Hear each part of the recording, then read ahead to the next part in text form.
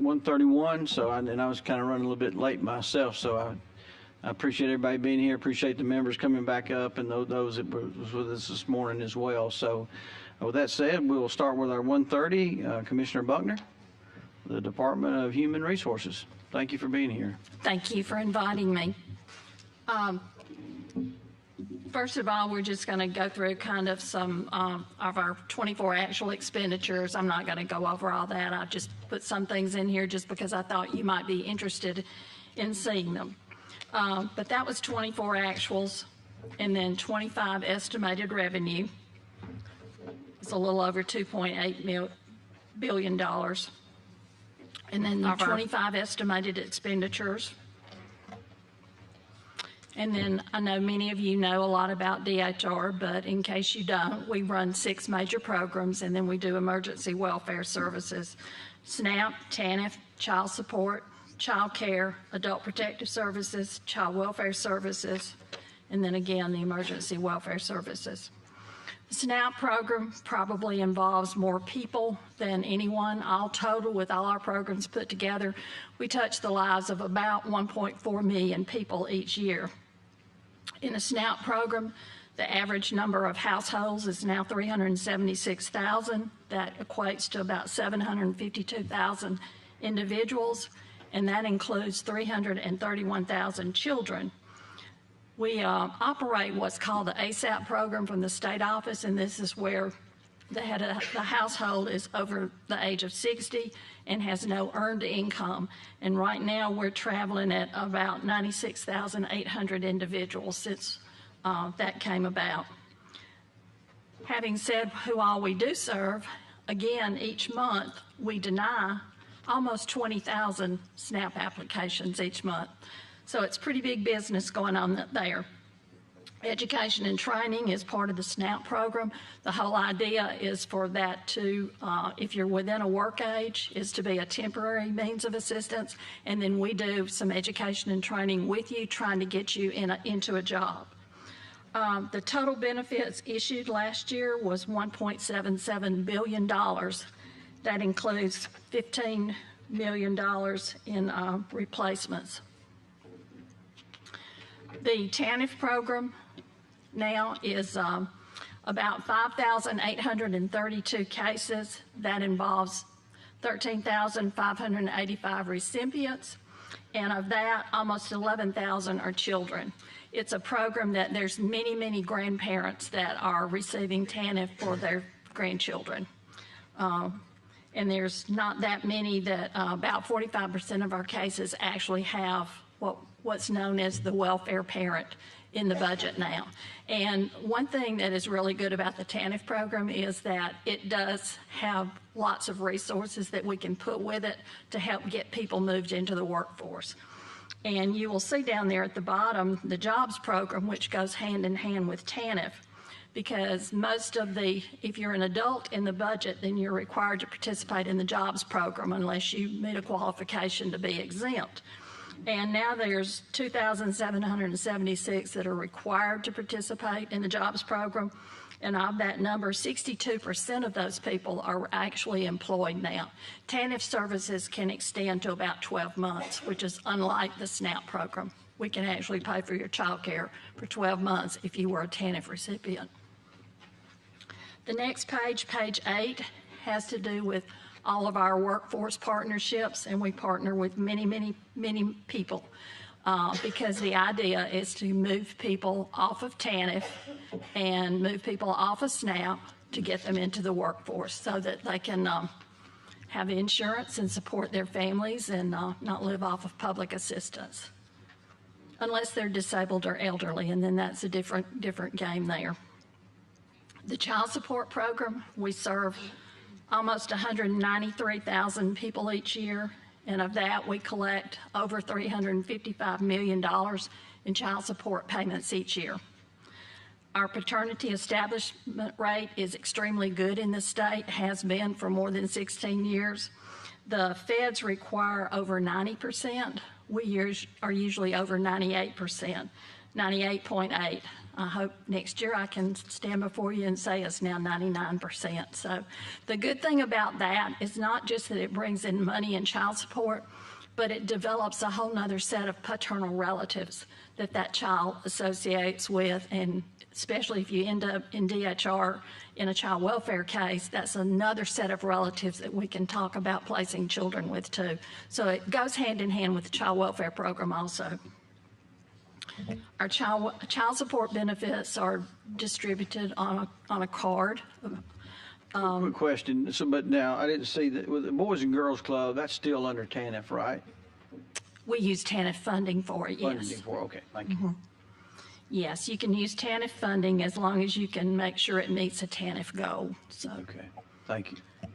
child care services, we administer the state's child care subsidy program. At this past year, we served over 41,000 children. And you'll notice, because I thought you'd be interested in seeing what the pre-COVID number was, and before COVID, we were serving 46,361, which is kind of indicative of some of the child care centers. You know, we wonder why they're not filled up. And I do think that people are still a little bit scared to put their babies back in child care. And we're down 3,000 kids on the subsidy program there. So subsidies average between $494 and $572 per child per month. Last year, $257 million was paid out to child care providers in the state. DHR also licenses and inspects the child care centers in the state. On the next page, page 11, you'll see, and I thought you would be interested in seeing how many current licensed centers we have, and that's 1,396. The far right column, you'll see in January 2020, which was kind of pre-COVID, it was 1,274. So we are up 122 centers in the state. On the daycare homes, we have gone down some, and we went down by 117, and the exempt child care facilities were down by 55. What happened to a lot of the exempt facilities, they decided to become licensed, though, too, so that they can receive funding. We also operate the Quality Stars. We do that in partnership with Early Childhood Education. And we have 1,897 licensed child care entities that are now participating in QRIS. The whole goal of that was to enhance the level of quality in our child care centers so that our children could be better prepared for school and other things in life. The Adult Protective Service Program is a program that we have administered for a very long time. We investigate reports of abuse, neglect, and exploitation of vulnerable adults. Often law enforcement works with us on that. We couldn't do without them on that, same as child welfare. Last year we had 12,458 reports that we worked regarding abuse, neglect, and exploitation on adults. Now the child welfare program, we also investigate and prevent or try to prevent abuse, neglect, and exploitation of children in our state. The Commissioner, question real quick. So at the probate level, does DHR step in there when there's cost involved in either assessments or placement of those children after the probate process? You mean after adoption? Uh-huh. If you are adopting a child out of foster care, we generally help with the, we can't help with the filing fee, but if it's one of our adoptions, we pay for that, the publishing fee, which is pretty kind of expensive now. It's gone up a lot in the last few years. And then we also pay what's called a legal subsidy, which is drawing federal funds for that. We can pay up to $1,000. And most attorneys, or there are a lot of attorneys in the state that I'm very thankful for, they choose not to charge over $1,000 because they know that's what DHR is going to reimburse the foster parent for. Now, if it's private adoptions, no, we don't. Sure. We can't pay anything on those. Okay, thank you. When you look at page 14, the children that we go out on in a CAN or prevention, last year it was 52,005. You can kind of see where we were in 21 and where we are in 24. The majority of our reports come from law enforcement and teachers. On page 15, when you look at the number of foster children in care, and these are at points in time, because every year there's children coming in and there's children going out. And last year, we finished the year with about 5,917 children in foster care. And although we're struggling with staffing issues around the state, our workers have done a remarkable job trying to move those kids to permanency, because that's really what it's all about. Keep them safe and then move them to permanency. To just give you a picture of the adoptions that we did, if you'll look in 2007, the state was doing about 349 adoptions from foster care. We got up to 814 in 2020, and last year we finished at 621. We had a little bit of glitch around the state on adoptions and different people's interpretation of the adoption law that y'all passed. I think that's about worked out now, and with the new bill that I think is up in the Senate now, that should clear up a lot of things. So it was nothing wrong with the bill that was passed last year, though. It's just different people interpret it a little different. So on the discharges from care, we lots of times put our adoption numbers out there a lot. But I'm just as proud of our returning children to their biological families. In that pie chart on page 17, you'll see all those shades of blue have to do with going back to family, either going to mom, going to dad, going to mom and dad together, going to maternal grandparents or whatever. But 73.65% of our children that returned home last year, which was over 3,000 children, went to family. And like I said, you work real hard because you're the workers in the field are trying to give the family what they need and bring them along so that the child can return home and be safe being there. The foster care demographics, to me, are something some people always ask about. You'll see when you look at males and females, 51.34% were male, 48.66% were female. When you look at the race, 37% were black, 61% are white, others 1.54%. And then the age down there at the bottom, you'll see that we have more older kids in care, and that's historically kind of how it's been, than we do younger kids. The ILP program is a real important program to us in the child welfare arena, because this is helping kids get where they need to be. These are kids that are 14 and over that are still in foster care. We finished the year last year with 1,790. We graduated 175 children from high school. It's not on here, but we graduated 16 from college. Currently, we have 246 enrolled in college and 10 enrolled in trade programs, but we're trying to get them where they need to be so that they can go on and be productive and raise good families themselves. Our greatest challenges are still an almost 50% turnover rate, but I'll tell you, I'm really happy about that. But never in my wildest dreams did I think I'd be happy about a 50% turnover rate, but I am, because it had gotten at one time up to 64%. And that's really hard to manage. So we moved it down. We hope to move it down some more, but our greatest challenges include placements of children.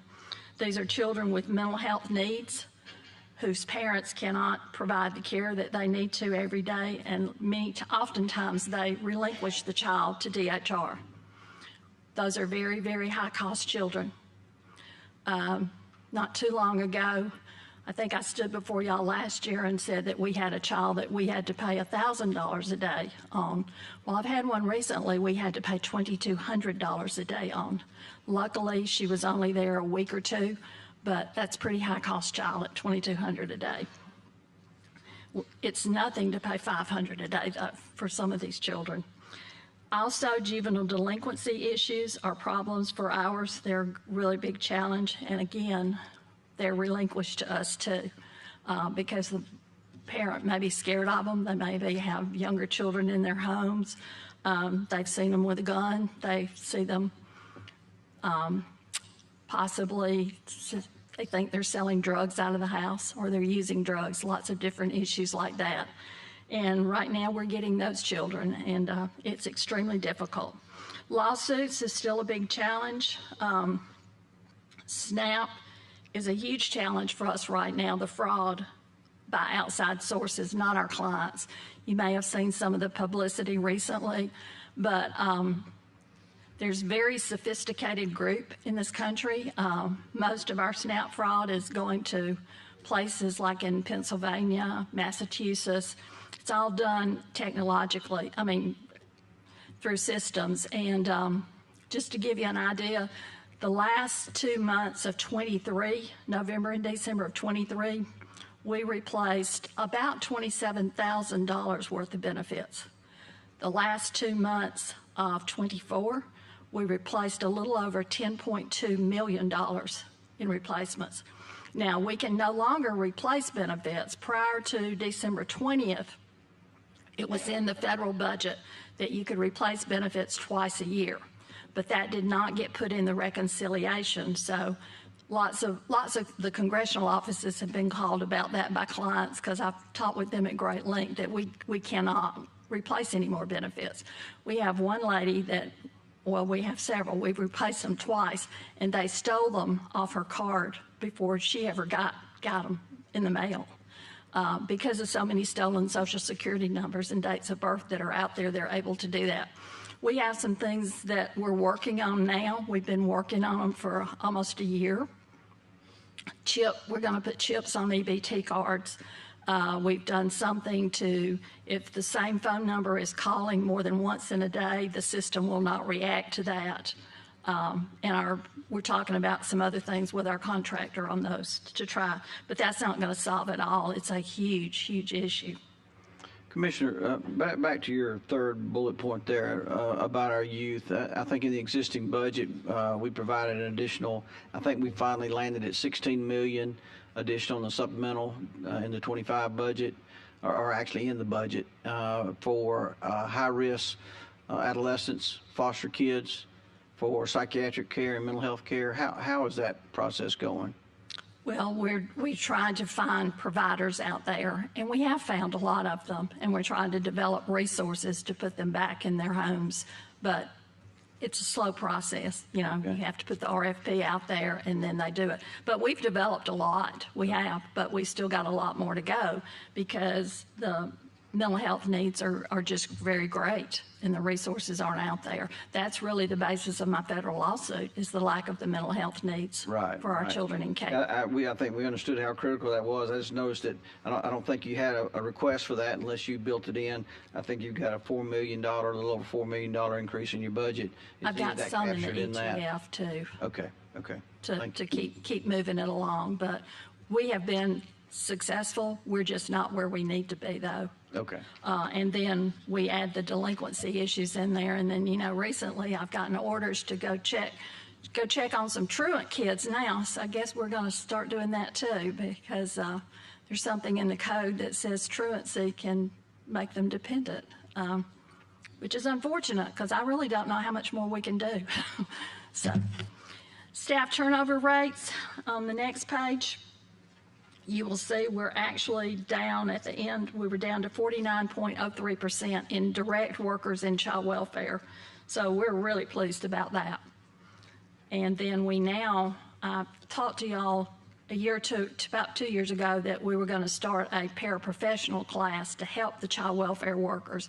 We now have 138 people in that category on board. They're called case management technicians. And that is is helping some too. If you look at just the total staffing, you can see in 2007 we had just a few staff over 4,500. We got down to 3,723, and we're up to 3,852 now. I really need probably 4,200 to run the whole program, but I'm happy that we're coming up. We're not still going down like we were. Challenges to hiring and retention. Often we can't compete with the wages paid by the other employers. In child welfare, it's the hours required. There's calls and travel to homes and other locations at night. The nature of the job, knocking on those doors and entering homes, and it's facing the unknown really is what it is. You don't know what's going to be behind that door always. I am thankful to law enforcement. Generally, if it's at night, they're out there with us, and we couldn't do without them. Also, in number 3, many entities and other agencies, we're all competing for the same staff now because that pool has shrunk or something. Sometimes it's more pay, it's predictable work hours, not having to go in the field, not having to transport children in your car. And we're also competing with remote work from home because we don't allow that at DHR. We can't get our jobs done with it. Many other agencies and other entities do allow it, and we just can't do it. So we lose people to that too. They often encounter dangerous and traumatic situations, stabbed, attacked, bit, threatened by dogs and people, slapped to the ground, hit by a car deliberately, guns and drugs. And then there's always social media that we can't defend ourselves on, and then there's those lawsuits that are out there. And that's pretty scary to a new worker who only wants to help somebody. And you find yourself being accused of doing things you never did, and you're on that stand being cross-examined, and it breaks them pretty good. Litigation on page 24. Last year, we were in court on approximately 40,000 cases statewide for routine legal matters. Actually, it was 41,000 and something. I ran the numbers last night on it. And then we have 43 what our attorneys call significant cases that are pending statewide. Usually they involve some monetary damages. Then we have the class action that's been going on over 2 years now. My attorney tells us that the legal part that right now that we'll have to pay for the other attorneys is up to $2 million, maybe more than that now, I'm not sure. We're still in mediation, and I don't know if we'll be able to resolve it in mediation or not. Then the class action is based on lack of sufficient community mental health services and resources, and the lack of available mobile crisis and crisis stabilization services. Then we have 10 other federal lawsuits. Many of those have involved the DOJ at some point, and they go back to, most of those go back to having children in, or not getting children what they need as far as the mental health services or proper education services. So when you get to our budget request, you can see on page 25, we had requested $183.3 million, and that was a $37 million increase over last year. And some of the things that we wanted to do was to continue getting more of those enriched community-based homes out there. Then other resources to be developed. We have some increased adult service needs as the population is aging. We're getting more APS work to do. And then there's routine inflation and other administrative things that we're running into. My OIT bill is almost $1 million a month now. And then there's other things that have gone up that we have no control over. So the ATF, we had asked for $140.75 million, and that is an increase. And again, that involves some of the PRTF children because education is a huge component of them. Matter of fact, I'm dealing with the DOJ now on some education issues with those children. And then we were hoping to put some more money with the QRIS program in child care. That's the STARS program. that helps child care providers that want to improve their quality get paid a little more per child on the subsidies, and it also gives them some bonus money each year as they move on up in those stars. And then we were hoping to increase the subsidy rates, and then we put some money, a request in there to provide some more support to providers. It would be nice if we could get to the point, if we're really worried about child care in the state, that we could cover the cost of child care workers' children to go to child care, but we just don't have the money or funds to do that at this point in time. Back to the ECBH waiver through Alabama Medicaid, is that the increase on the pharmacy No. percentage of coverage? What is that? Talk Well, a we're bit trying about to that get, increase. CMS to approve it, and Medicaid has worked with us really, really hard. I'll tell you, in my opinion, I don't know if Stephanie would agree, she might not be able to say it, but CMS is probably, to my opinion, the most difficult federal agency to work with. And we've been trying for years to get them to do some federal match on those enriched community-based homes. And we think it's going to be approved, so we assumed we put some money in here. We're still going to have to put some match money up, and that's what that is, for the match money, because we need to expand that greatly. Thank you.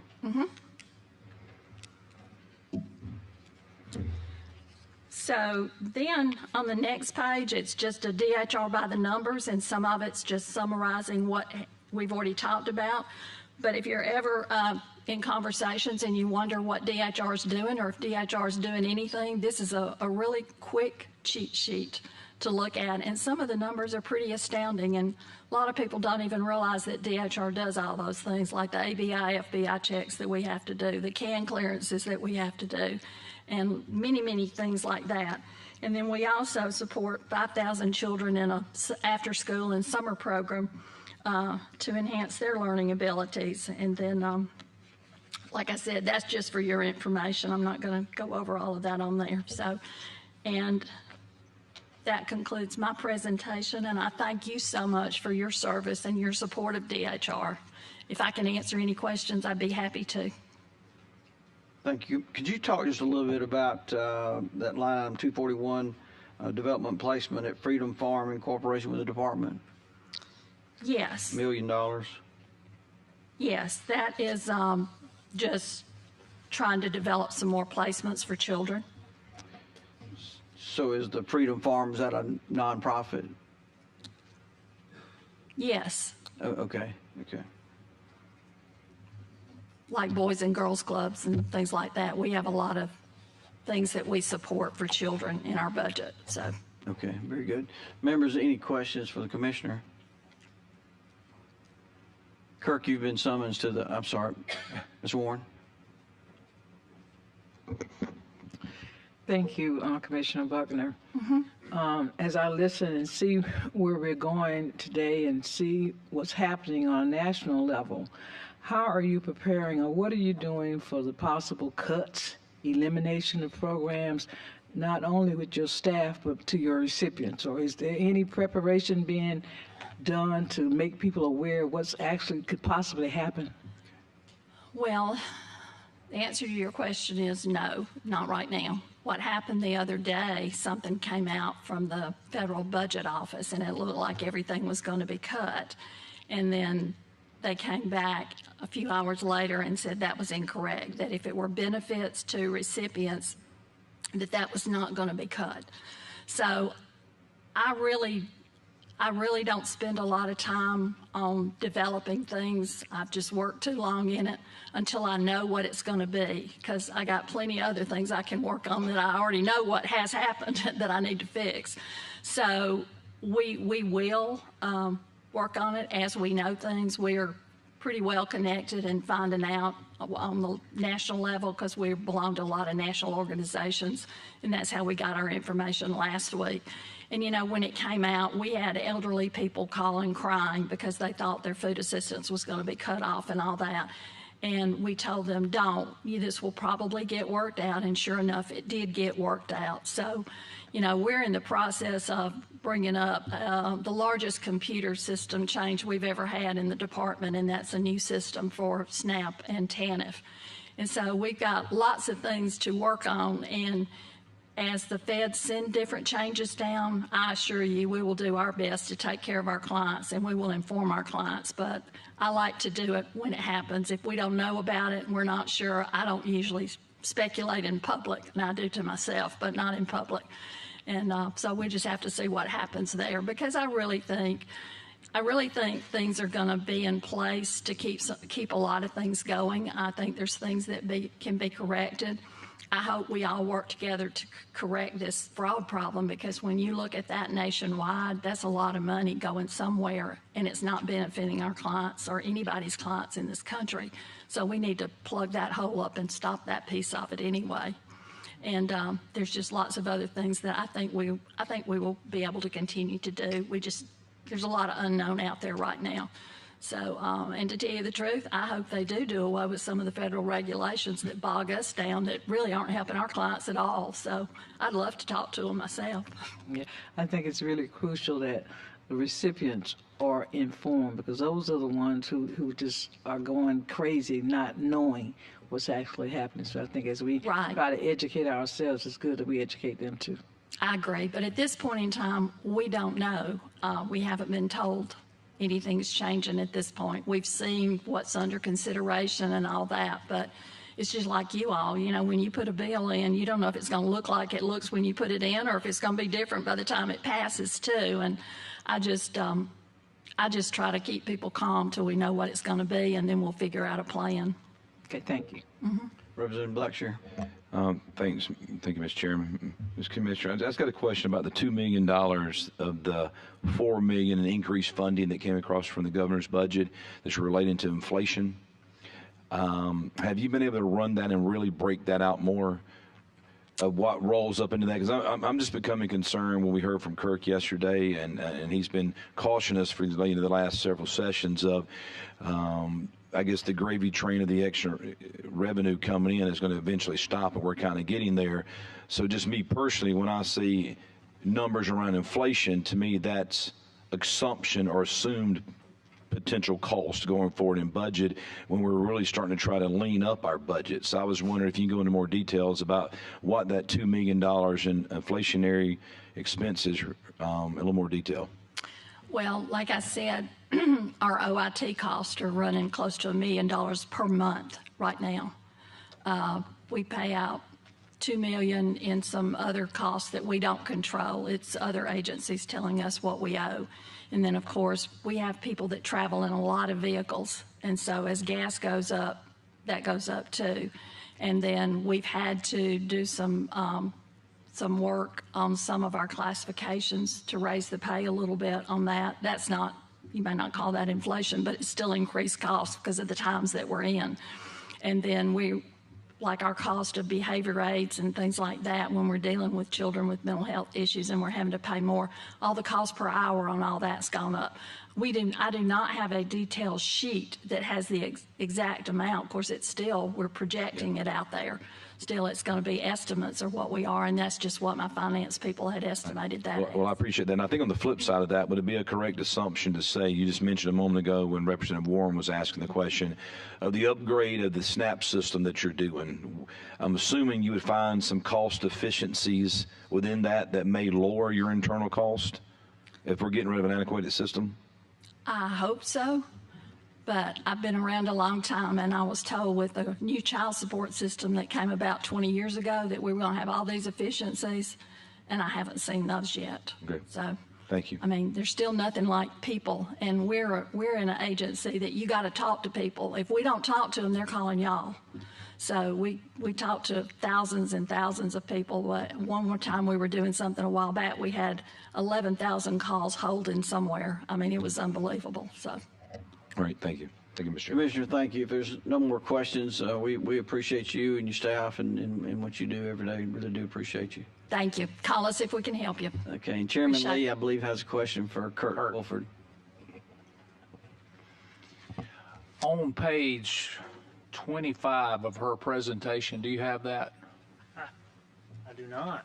What? Hold on. And I may be the only one up here that doesn't understand this, but I may understand it and just don't like the answer. Let's put it that way. If you look there, there's certain monies coming out of general fund, certain monies coming out of education fund.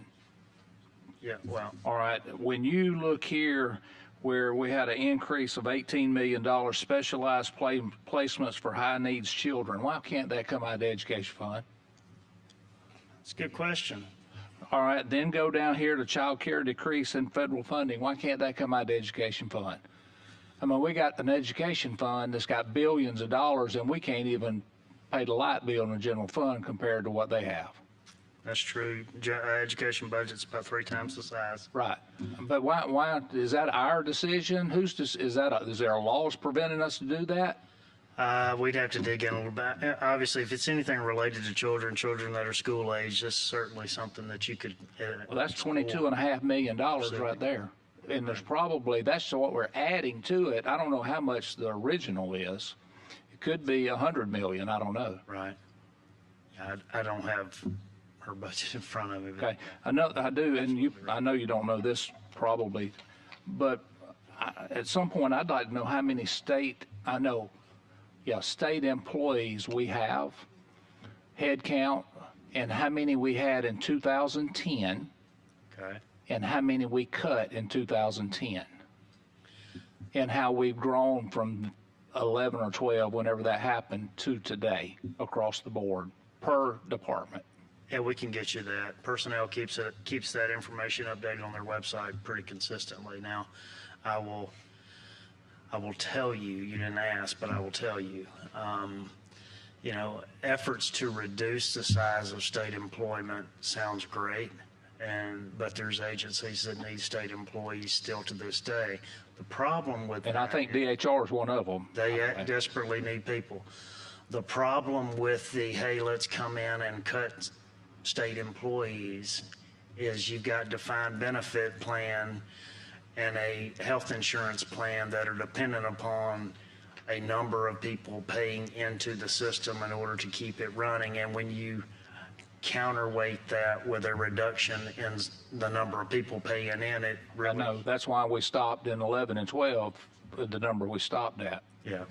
But we'll get you something. But I feel like there's quite a bit of money that's coming out of general fund that qualifies to come out of the education fund dealing with the children. Mm-hmm. And they certainly have a better surplus than we do. That's certainly open for discussion. Yes. Thank you.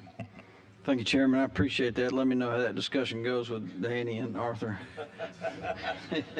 Well, I think it's kind of like, I use this example. It's kind of like having 2 children at home, and you give all the money to one, you take the other one, you give them none. We're the only one in 3 states, and I'm not sitting here trying to say we need to put both budgets together, but if there's children involved, there should be a discussion about it coming out of the education fund. Yeah, I agree. Serious discussion. I agree. All right, mental health, Commissioner Boswell, welcome. Thank you. Good afternoon. All right. Thank you so much for the opportunity to present our budget today. So this is a lovely graph we developed. We're really extremely grateful to Governor Ivey and to the Alabama legislature for the significant investment you've made in mental health care over the last few years. As you can see from the graph, in 2023, we finally reached our pre-proration level funding from 2010. I actually can answer that number. I know exactly how many employees we had in 2010, 2,969. We're at about 1,300 right now.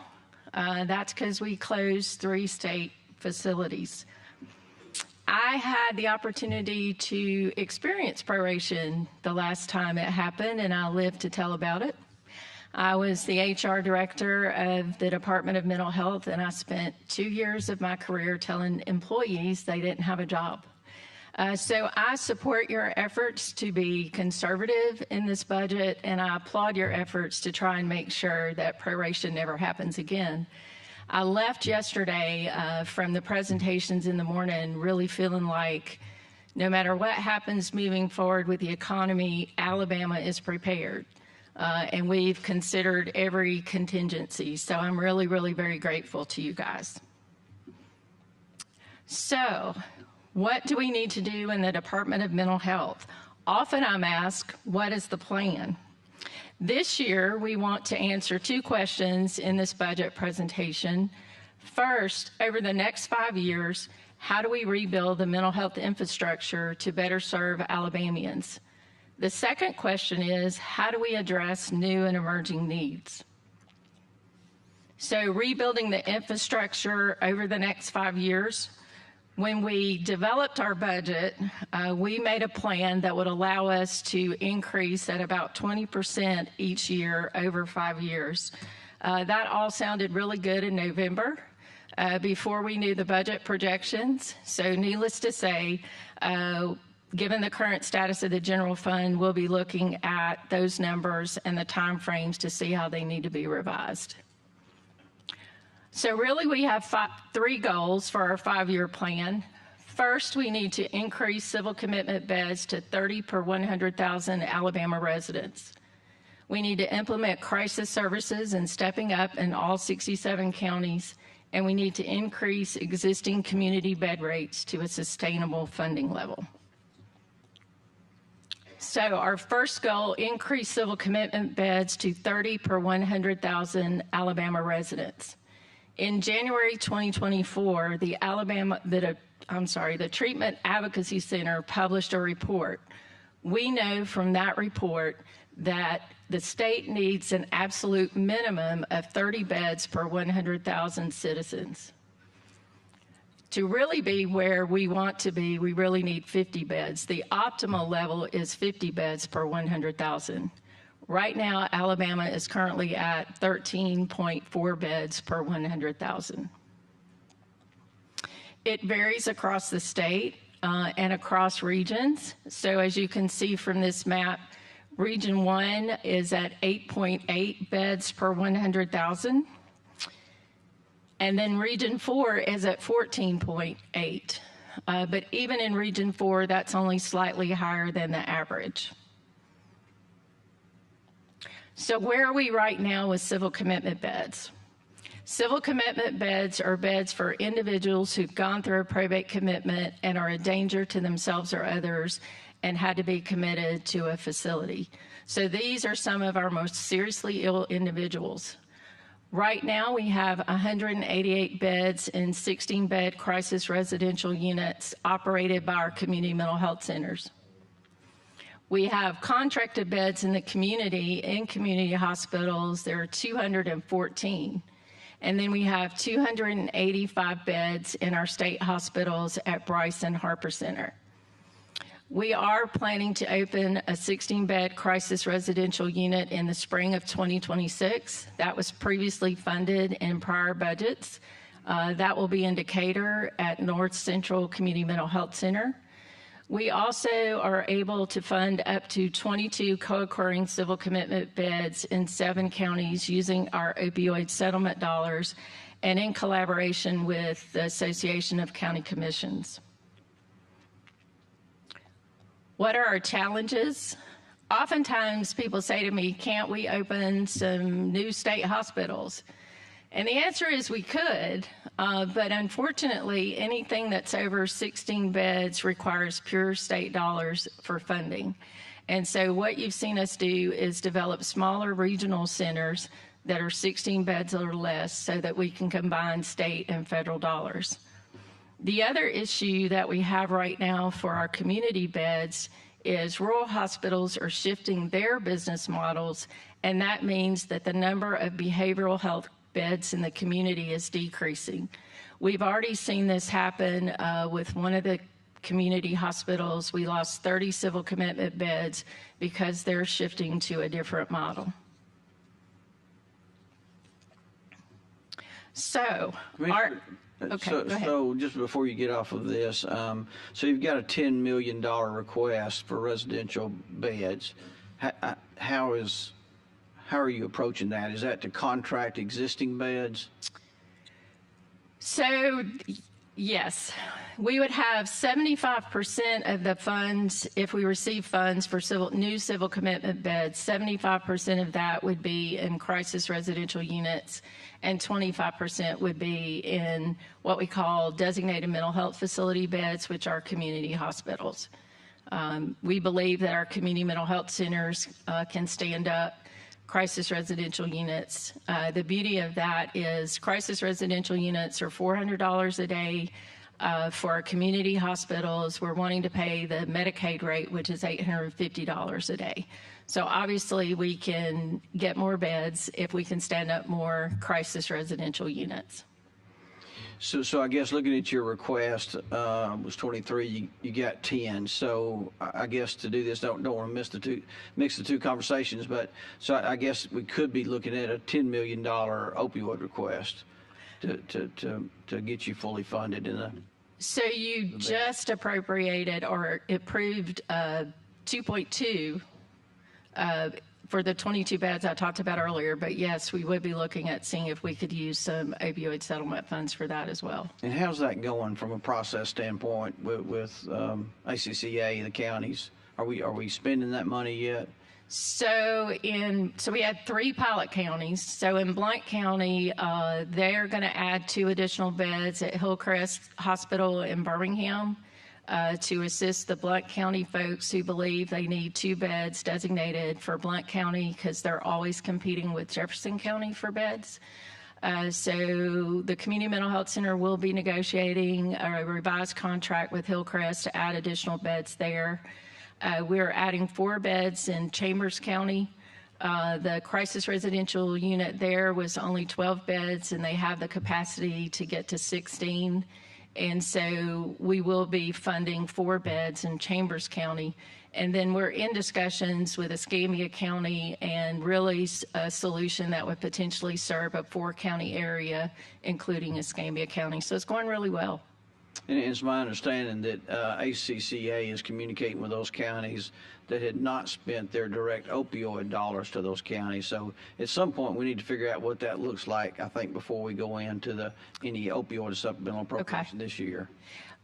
They're really, probably in the next 30 days, we should have some pretty definitive answers about what the local opioid money is going to be for those 3 projects and maybe for some other projects as well. Okay, thank you. Yeah. Okay. So our second goal is implement crisis services and stepping up in all 67 counties. We would love to be able to build out the Alabama crisis system of care in all 67 counties in Alabama. Those services are to individuals who are in a behavioral health crisis who can voluntarily go to treatment and are willing to voluntarily go to treatment. So very different from our civil commitment beds. These are folks who willingly show up at a crisis center and can receive help. We need 23 mobile crisis teams, 11 crisis centers, and we need to stabilize our funding for our 988 call centers. Where are we now? Right now, we have 88 temporary observation beds in our 5 crisis centers. Temporary observation is 23 hours a day. We have 57 extended observation beds. Extended observation is 5 to 7 days stay in a hospital, basically crisis stabilization. That is a total of 145 beds in our current 5 crisis centers. On Monday, we will be opening a new crisis center in Dothan. We're very excited about that. There'll be a ribbon cutting on Monday, so I hope you guys can make it. That will add 15 additional temporary observation beds and 12 additional extended observation beds in Dothan. Indian Rivers in Tuscaloosa is moving into their permanent location. And with that, they will add an additional 8 extended observation beds when they move in on February 2024. And again, these are all voluntary civil commitments. We've had, and I'm sure y'all get a lot of communications from probate judges and sheriffs, and often there's confusion about crisis centers and thinking that they're doing civil commitments, and they're not. There really are sort of 2 separate systems of care for individuals who willingly go to treatment and then those individuals who have to go through a probate process. Okay. So just to let you know about the investment you've made so far in crisis care, this slide last year for the number of evaluations under by the numbers showed a little over 8,000 evaluations. We are now at 16,558. What that means is our 5 crisis centers doubled the number of people they served in 1 year. We are extremely excited about that. That has taken a really community effort to make that happen. The collaboration with law enforcement, the collaboration with community hospitals has just been tremendous. Where we've really seen significant growth, if you look at the presenting symptoms, it's substance use disorder. And so a lot more people are showing up at crisis centers who have substance use disorder, which is a really good thing. But that number has increased more than any of the other numbers this year. The metrics you see on the screen, the follow-ups and readmissions, are all part of the national standards for crisis care. And so we monitor those numbers. Our rate of readmission has gone up a little bit because we're working with folks with substance use disorder. And sometimes they come back a few times before they get fully into recovery. Okay. We've served almost 9,000 people in our mobile crisis teams. We have 14 teams around the state that cover 24 counties. And again, this is a very efficient way to get staff out in the community, especially in our rural communities where transportation is often an issue. Our 988 call centers have answered or responded to over 114,000 contacts. This is an area where we're currently funding this through opioid settlement dollars. We've lost a couple of grants. And so part of our request this year was really to help stabilize the funding for the 988 call centers. And that gives you a breakdown of the requests that we originally had for crisis centers. So Commissioner, a couple of logistics things, so you've seen the budget now as Yeah. delivered, so That's not in 988 it. didn't make it. Right. So, but I'm sure that's still a critical need. It is. We didn't fully fund it out of the opioid dollars, did we? We did not. Okay. It's still, we probably for at least the next year, it's a little risky at this point. Our community mental health centers are doing a really good job using, some existing staff and really trying to get, our biggest challenge is trying to get our call volume up. It has increased. Our in-state answer rate has increased, but we really are trying to get to 90%. That's the national standard.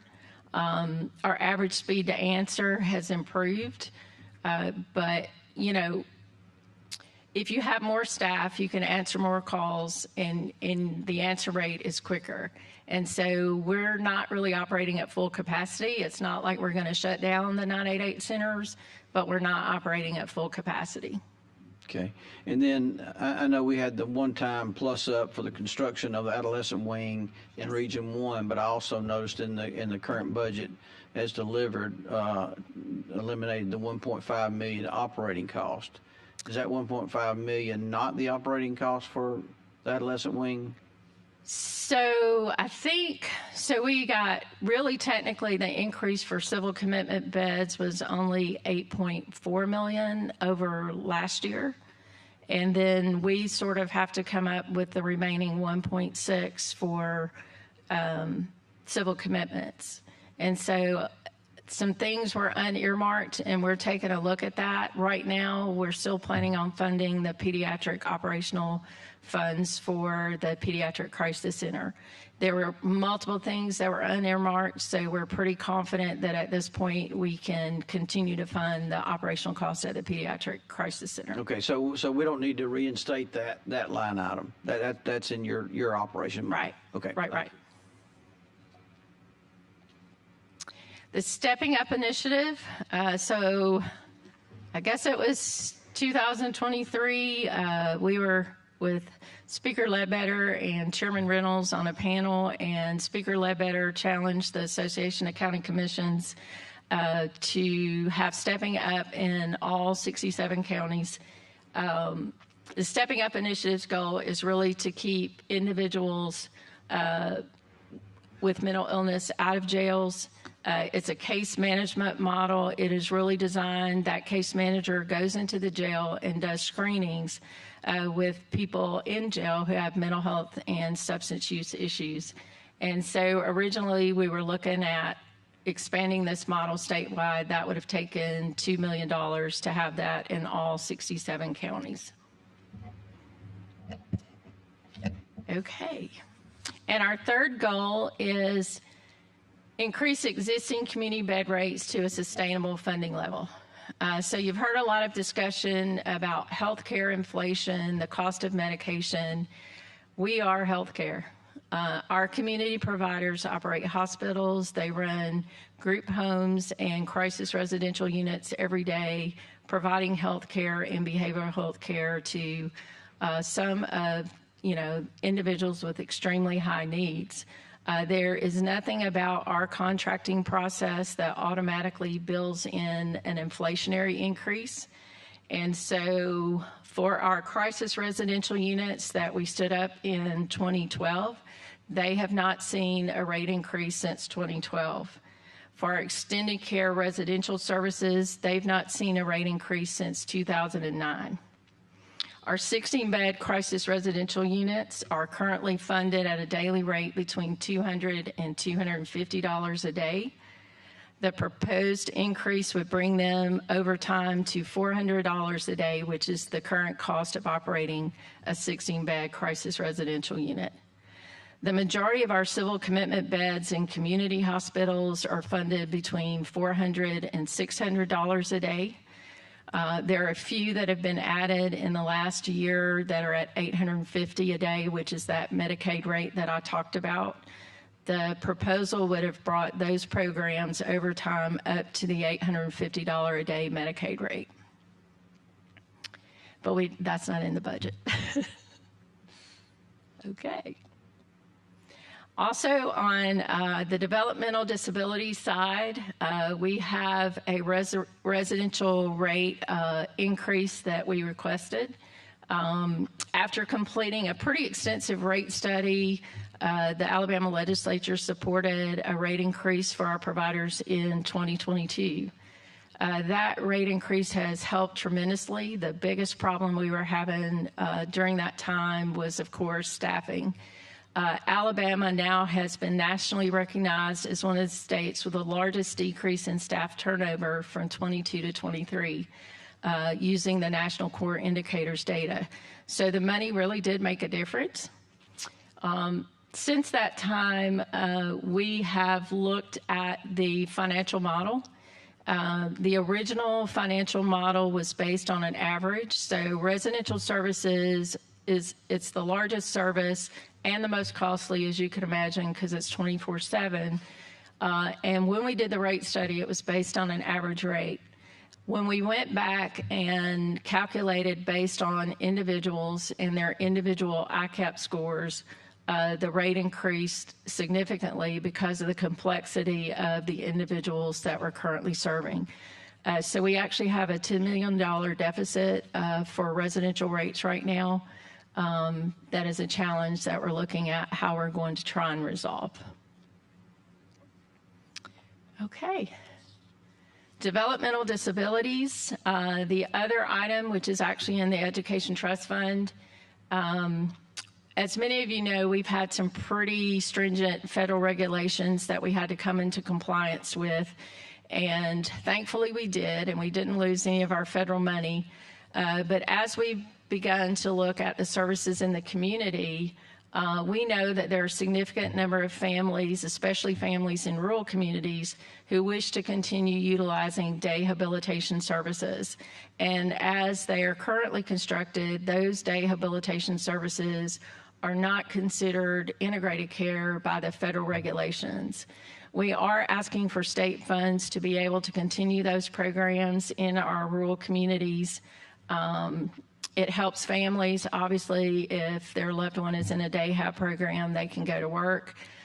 In many of these programs, they've been around for a long time, and the individuals who are in these programs really honestly grew up together and have known each other their whole life. And we do believe it's a viable option for families and that families should have that choice of that program.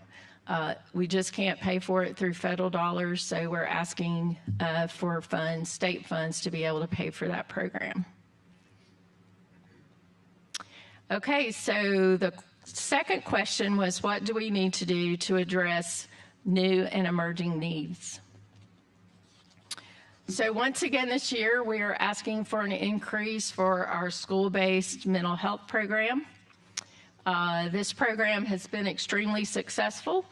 We've served over 11,500 kids. This is a program that we do in collaboration with the State Department of Education. They do Tier 1 and Tier 2 services. Tier 2 services you're familiar with, the mental health service coordinators. This is a Tier 3 service. It's a mental health therapist in a local school system. So for the funding request, we will add 4 additional schools. So we will move from 115 school systems to 119 school systems. And then we will also increase the number of therapists in some school systems that have an extremely high demand. Okay. So youth mental health, a lot of discussion around youth mental health. For us, we support any effort to decrease the amount of time spent on social media for youth. We know that adolescents who spend more than 3 hours a day on social media face double the risk of anxiety and depression. So any legislation, any policy you guys want to do to decrease the amount of time kids have access to their phone and therefore social media, I'm in 100% support of it. These are the 4 foundational harms for a phone-based childhood: social deprivation, sleep deprivation, attention fragmentation, and addiction.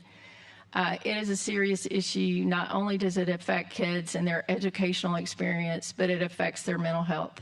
If you want to know more about that, there's a source at the bottom of the page in a book called The Anxious Generation that I hope you'll all read. We would like to implement a pilot project, and I will say this about this item. This is a one-time expense, so we do believe we can find funding within our organization to fund this project because it is a one-time expense. The Children's Service Pilot Project is preventing, identifying, and treating trauma-based behaviors. So the degree to which we can address childhood trauma of any origin determines the child's future mental health and educational success.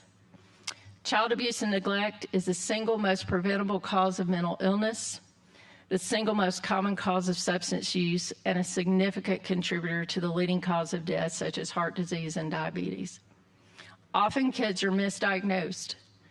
Trauma-based behaviors in children are often misdiagnosed. For example, traumatized children can have similar symptoms as children with ADHD, anxiety, and depression.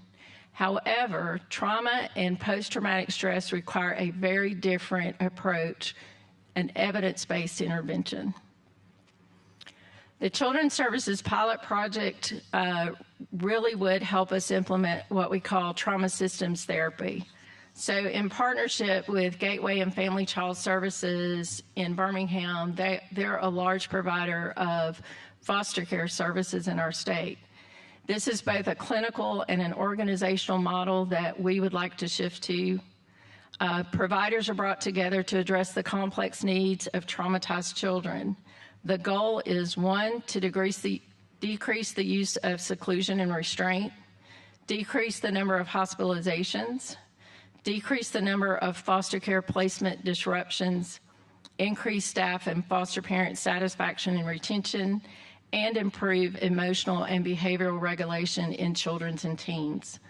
If successful, trauma systems therapy would become the gold standard for programs certified to serve children.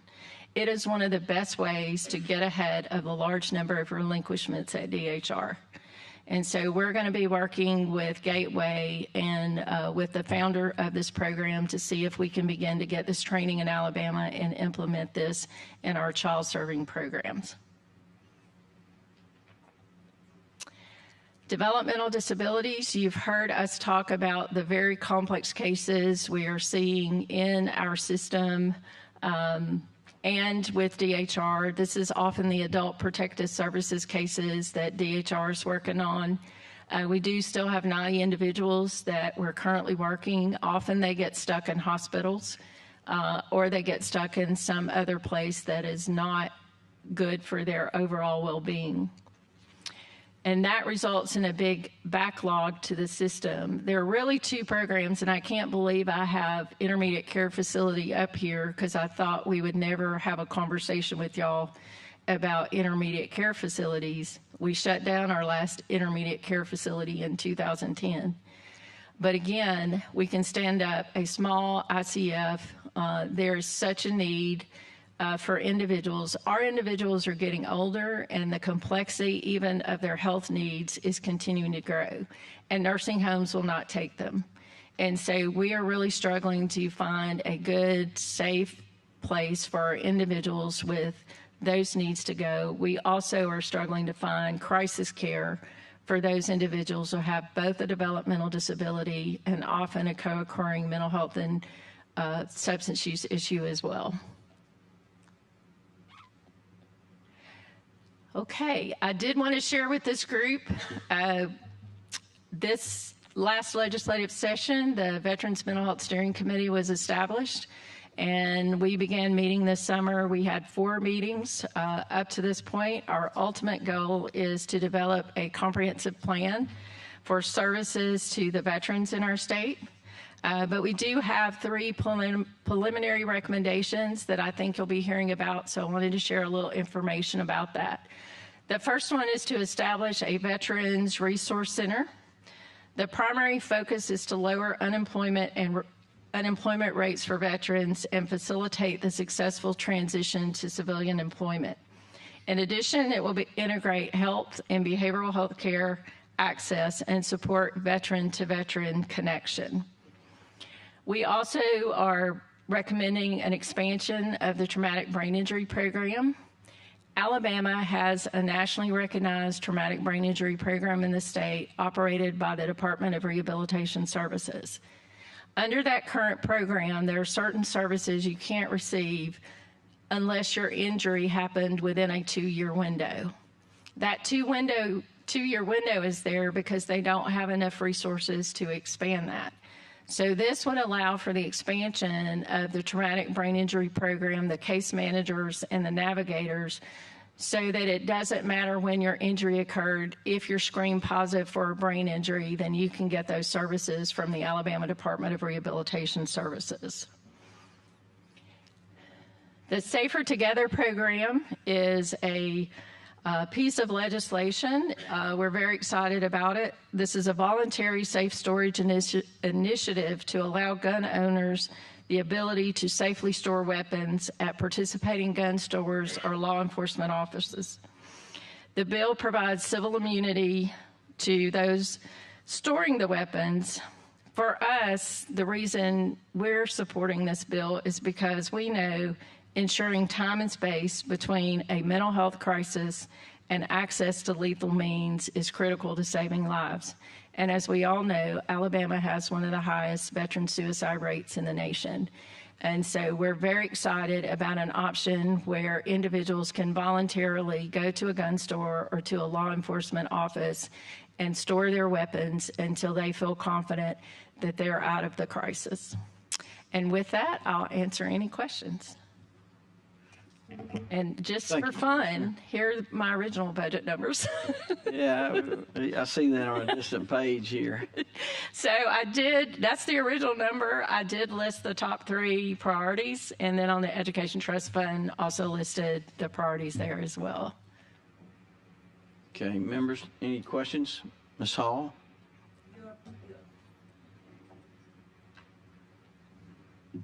Your project, your formation for the mental health trauma, what presently is it is available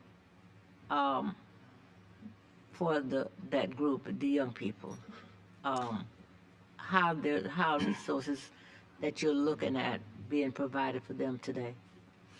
Right now, it's very spotty. So DHR workers, foster parents, and others might get access to some training here and there.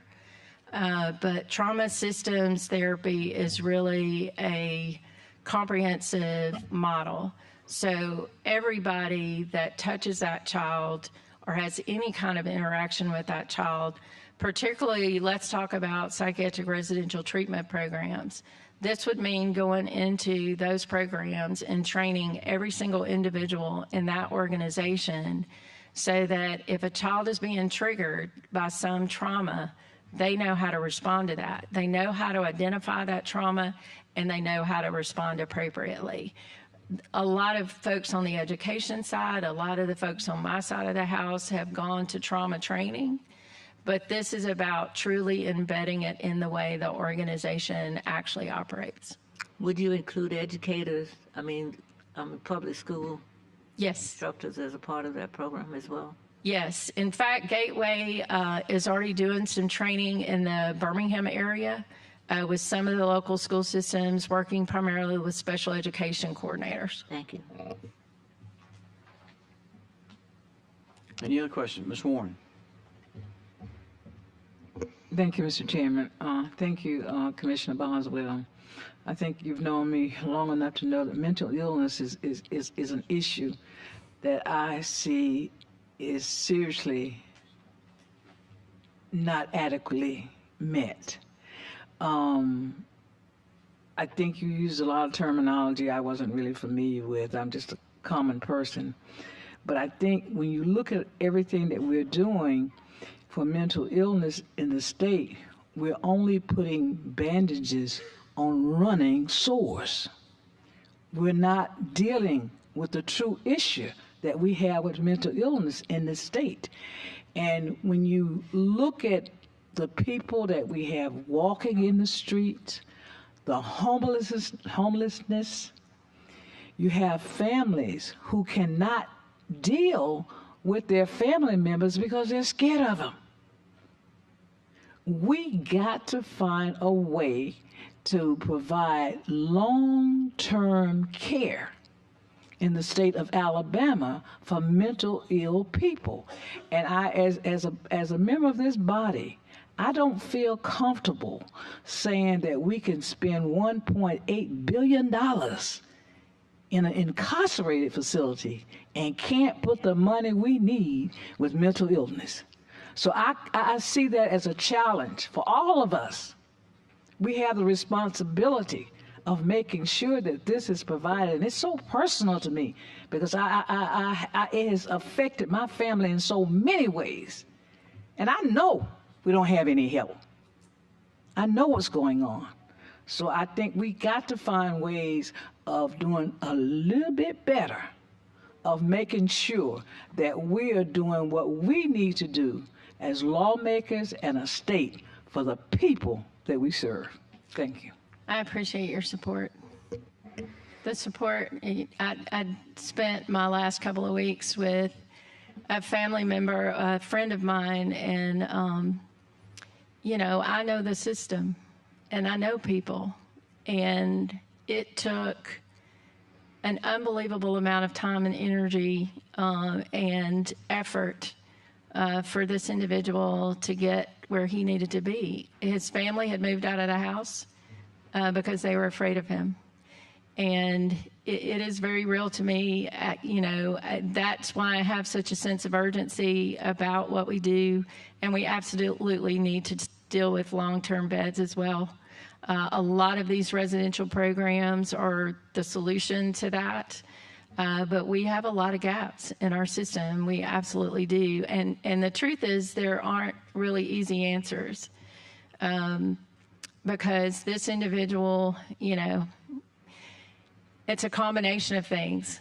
And, you get him in the hospital and you realize that some physician has prescribed 130 Percocet a month to him that just exacerbated his mental health issue. So I feel you. Thank you, Commissioner. We need to wrap it up. Okay. We appreciate you and your team always. Thank you very much. Thank you. Members, if you thought that was a doozy, next is Commissioner Azar with Medicaid. Welcome. Appreciate you setting that up for me. Yes, ma'am. Really do. Thank y'all for allowing me to be here today. I really do appreciate it. I always welcome the opportunity to be able to discuss our budget and where we're at. So I really appreciate being able to have the opportunity to be here today. I want to start out by saying that the Medicaid agencies across the country have had a tremendous amount of additional requirements and downward pressures placed upon it during COVID and the unwinding of the COVID pandemic. Medicaid completed the federal unwinding of the enrollment on our rolls. I'll get more into that later in June of last year, so we have completed that. The unwinding process is very tedious and complex, and I really would like to just take a minute just to give a shout out to my staff and all the hard work and dedication they had to have. And I have said numerous times over the last 5 years, it feels as if we have been having to run 2 Medicaid programs with all the additional requirements and downward pressures. The 2025 budget, which we're in currently, will be the first year that we will not have any of the 6.2 enhanced COVID dollars or any of the unwinding population on our Medicaid rolls. For the 2025 current budget year that we're in right now, I stood before you last year estimating utilizing $180 million in carry forward, which allowed the 2025 appropriation to be significantly lower than what our need was to run the program. The 2026 budget that is here before you today, that I will get in more detail in a moment, will have significantly less carry forward than we have seen in over the past 4 years. And this is why our request is so much larger this year. Today, I wanted to do a little bit of a reset on how I normally conduct my budget hearings with you, for really to focus a little bit on the impact of Medicaid in Alabama. We all know the impact of the budget, clearly, correct? So I really see Medicaid's impact in the state of Alabama in 3 ways. One, it has a tremendous impact on the Medicaid population that we serve, our vulnerable, most vulnerable citizens in the state. 2, our enrolled providers that we have. I'm going to show you some information on that and have a tremendous impact in the economic impact of the dollars that go through our state, through those providers, and the obvious impact of the budget, which is here before you today. So we'll go to the first slide and say our Medicaid impact on who we serve. And here you can see I have put this slide in front of you guys for several years now. And it's important to remember, most people know that in Medicaid, most people will tell you, well, I know you've got to meet an income limit, maybe an income and a resource limit to be able to be on the program. But you also, even if you meet those, you also must fall into one of these categories. It's a category Alabama Medicaid program. So of those categories that we have the disabled and blind that you can see here, which is 46% of our Medicaid expenditures and 18% of our members. And as you know, it would make sense that it's probably 46% because it's a higher needs population to serve than the disabled and blind. Our next population are our children. And I think, as many of you know, that's 50% or more of our population are our children. They're 50% in this slide of our population and 24% of our expenditures. Age 65 and over is also a category. That's about 8% of our members and 15% of our expenditures. The other categories, what those include are pregnant women, our parent caretaker group, which is the only group that actually has some parents that are covered with the children, and the Plan First recipients. I think it's to be noted that in most instances, the children that are on our program, our largest population, in most instances, their parents are not. Their income is used to determine the child to be on the program, but in most instances, the children are not. So as you can see, we do serve the most vulnerable populations in the state. Also, I think it should be duly noted that over 50% of all the births in the state of Alabama are covered by Medicaid. This slide is the 2023 Medicaid eligibility slide by race and gender. I think it's always just good for everyone to be able to see what our makeup is. And you can see by Medicaid eligible by gender that the female population is a little bit higher, and that is because we cover pregnant women while they're pregnant, 12 months postpartum. Our Plan First recipients seem to be more women, and so does our nursing home recipients generally are mostly women, higher percentage of women as well. The next slide, I have put this in slide in several years as well on our monthly total enrollment. And I just want to do a quick reminder for those that may not have been familiar with it, that during the COVID pandemic, the Medicaid agency was given an enhanced 6.2 federal matching rate to our program. And as part of that, there was a requirement along with a multitude of others. But one of the requirements is that we could not terminate anyone off the rolls in return for receiving those federal dollars unless they died, they left the state, or they asked to be taken off the program.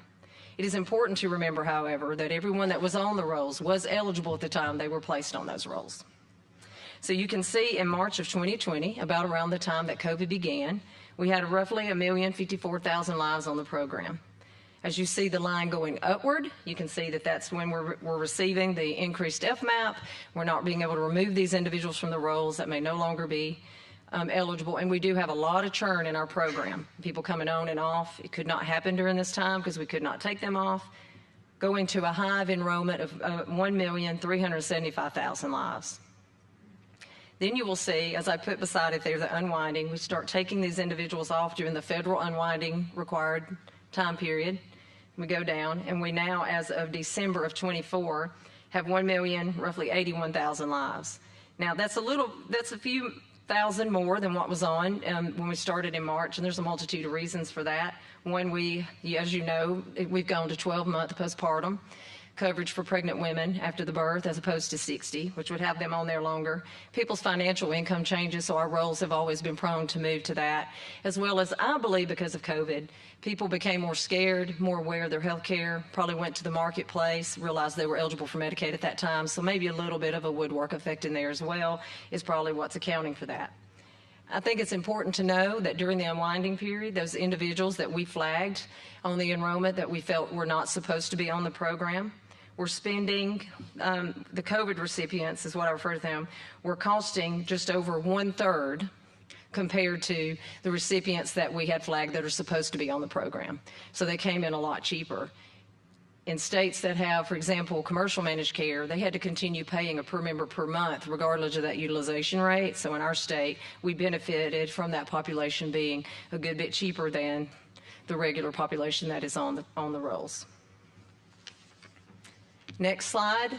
This is fiscal year 2023, percent of population annually eligible for Medicaid by county. I will say one thing, since this is 2023, we do not have the updated county census for 2024 yet. That's why we're using the most recent data we have.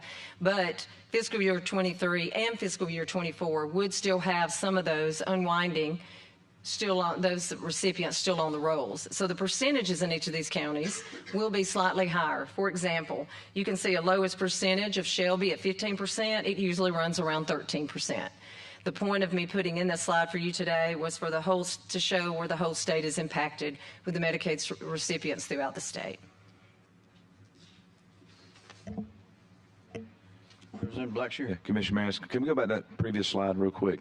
Yes. I'm just curious, seeing these and you see the high and low percentage, how important is economic development and jobs being brought to, let's just take those five at the top that are the highest percentage of eligible for Medicaid.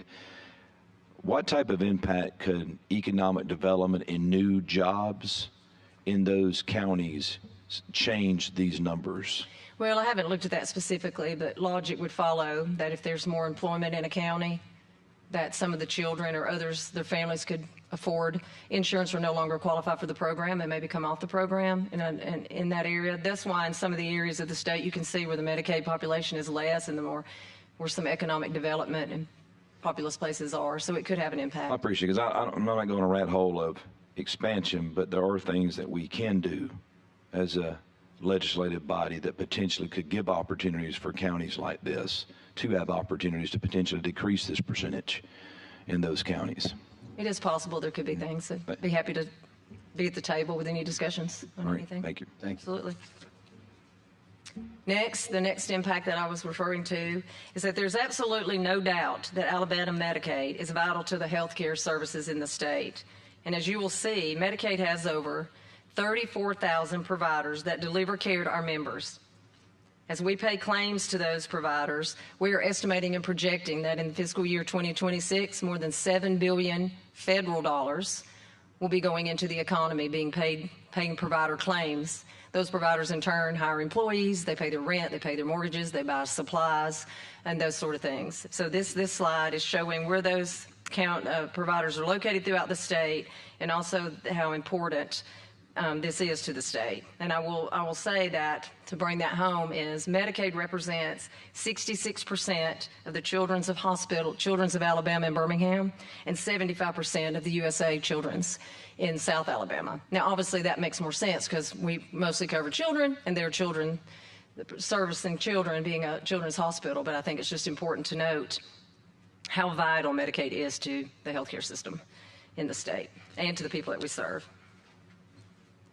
So that leaves us with the Medicaid impact of the budget, which is the most obvious one and why we're here today. And I think the slides we just went into shows how vital Medicaid is to the state, and that the budget clearly impactful due to the cost of health care. So it costs money to provide health care to our Medicaid members. Commissioner, I have a question. So, and I think I'd asked you this question, and I know that we had a colleague that brought it up during our meeting. I thought the physician rates were fixed, and that the impact on the increased cost was related more to inflation with our nursing homes, our hospitals, and our pharmacy. But in the budget, you know, we've got increases for physician services, $37.9 million. Tell me about that. Well, healthcare inflation, because of utilization and how things change, we put a lot of the inflationary factors that we add to the rolls to account for the way. For example, when we looked at fiscal year 2024 actual expenditures, we have to move that through the 25 and through the 2026 budget to account for that. So we would increase that for utilization of those services, et cetera. Also included in that would be, for 2026, it's not here yet, we did include, like for example, there's a baby well visit for our pediatricians that has not been updated on the payment rate for that code since 2004. So there's some of those type of things in there as well. Those in totality are not totally significant in overall with the budget, but they are absolutely necessary for access and to maintain those. So that's where that's coming from. Our largest portion, as you are remembering correctly, and we'll get more into that in a moment, would be the inflationary factors on our 5% on our nursing homes, 6% in our pharmacy program, and then there's another related to the Medicare Advantage and other things such as that as well. Okay, thank you. You're welcome. Okay, this slide you have seen before, the fiscal 2024 Medicaid expenditure analysis benefit and administrative cost. I will briefly go across. You can see that we have the pieces of pie for the hospital, for nursing home, pharmacy, physicians, mental health, alternative care there, which is like hospice, waivers, home health, targeted case management.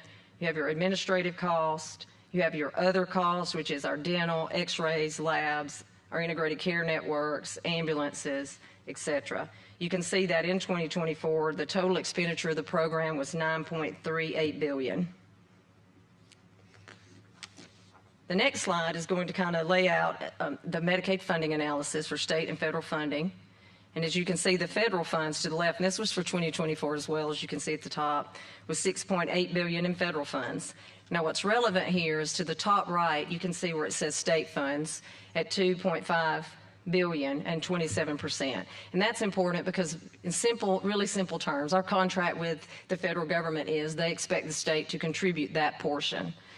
So as you can see, the gray portion of the pie is the state's 27% that has to be put up for us to draw down that $6.8 billion. And please remember, we only draw down federal dollars when we expend a state dollar. The feds do not, at the beginning or the end of the year, give us the money for the following year. We must spend dollars to draw dollars down.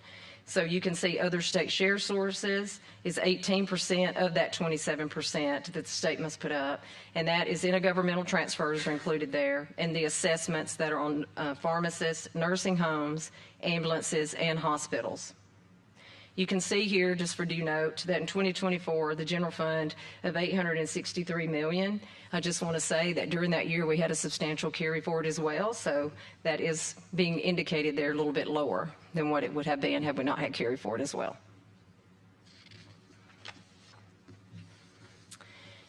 This next slide is, I know it's the number there can be a little daunting, but I want to kind of, you bear with me, I want to kind of go through some of this with you. So as you'll see, the projected funding need is $1,237 million. This is for fiscal year 2026. This is for us to run the program in fiscal year 2026. It's $1,237 million. Believe it or not, we still have a little bit of carry forward this year that we're estimating, projected at $53 million, and that is still spilling over from the extra influx of the federal dollars.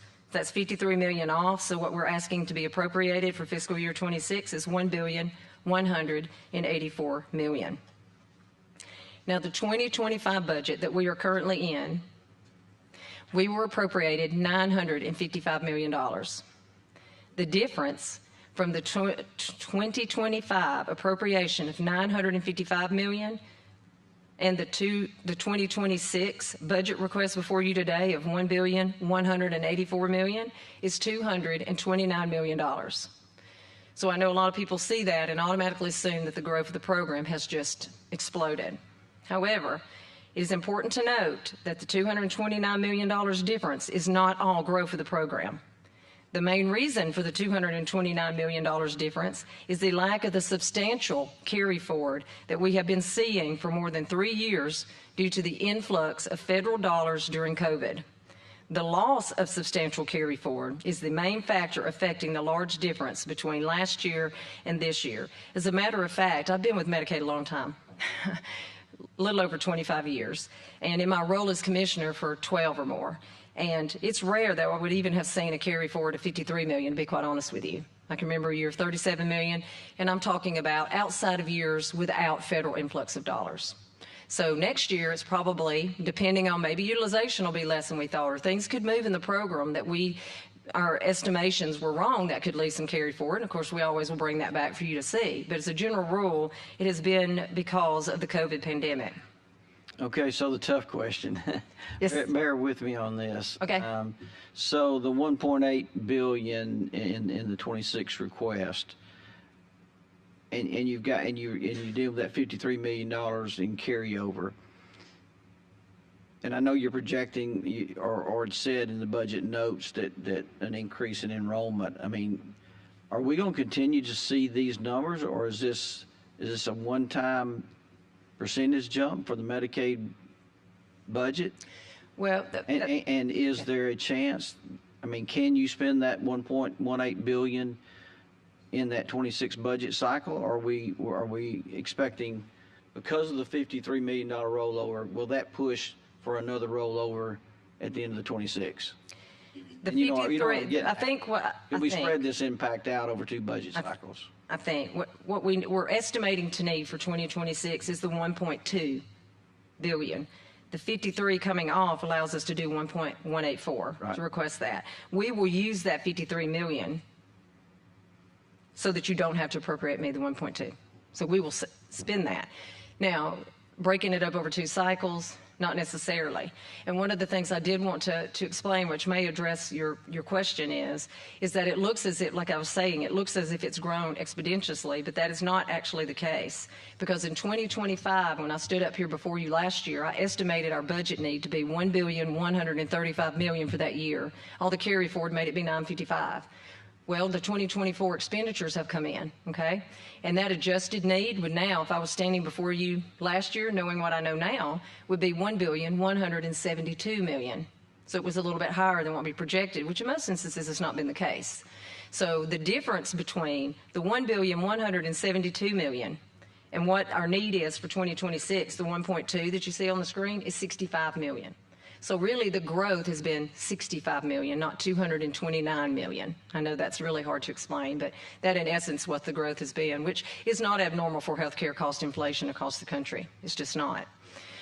So that's where that's coming from. And like I said, that goes back to inflationary factors having to be added in for pharmacy, nursing homes, and other things, which we do every year. And every year, that inflationary component has been necessary to be able to continue to pay those providers what is occurring. So Okay. I hope that helped answer. It does. I mean, we're just looking at some options there, so thank you. Well, the thought is, I know the thought that comes up is the sustainability of the program. Obviously, I mean, we're not going to shy away from that. And every Medicaid country in the country is concerned about the same thing. Healthcare inflation is a serious issue. So that is something that has to be thought about and looked about, because this program, we have a lot going on in the program that I don't have time to discuss up here on trying to do quality incentives and things like that that will bend that cost curve. You're never going to hear me say, oh, I'm going to come in here next year and save you money. Because I have so lack of control over so many things where I'm standing in front of you today, and what's really going to happen in 2026 when we get there. There are a lot of things we don't control. We don't control our federal matching rate. We don't control utilization. We don't control a multitude of things. And there are unfunded federal mandates that come in and out that may cost $1 million or $2 million here. There are specialty pharmacy drugs that are, oh, wow, when you can hear what some of those specialty pharmacy drugs can do, potentially, if they work. And we are mandated to cover them if they are FDA approved and have a rebate associated with them. And those drugs can come in anywhere from $2 to $3 to $4 million for one, it may only require one dosage. So there are just a lot of moving parts to the program. So we do have to address that need. But I was hoping today that I explained why it's not a $229 million growth, and that just how vital the program is. I think if I was you sitting there, and I'm so glad I'm not, because there's so many vital services in Alabama, and I just can't thank you enough for the hard decisions you guys have to make, I would want to know what value the state is getting for those hard choices you have to make to fund this program. Sure, and I appreciate that. Chairman? I guess following up on that, Commissioner, is back on slide 5.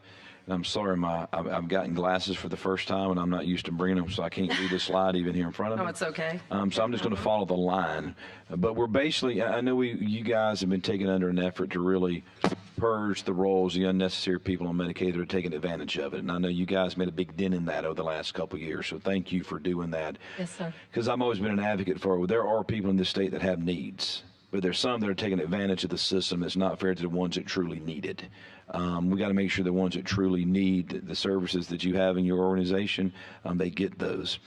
But following up on what Chairman Reynolds said, is the alarming thing to me is the number one driving factor, as I see it, in the cost into your area is enrollment. The more people you're serving in enrollment, because I'm seeing this chart. I guess where am I going with my question is, we're almost back down now to pre-COVID enrollment numbers.